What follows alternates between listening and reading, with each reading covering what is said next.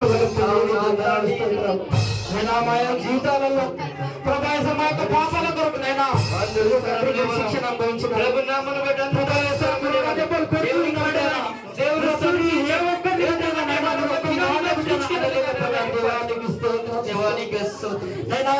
కేవలం మా యొక్క పాపాల కొరకు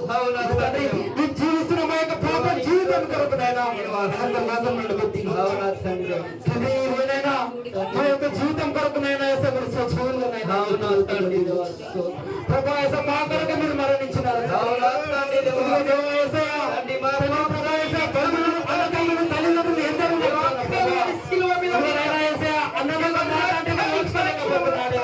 తండ్రి ప్రభావిత తమ్ముని యొక్క మాట మా జీవితాల కొరకు నైనా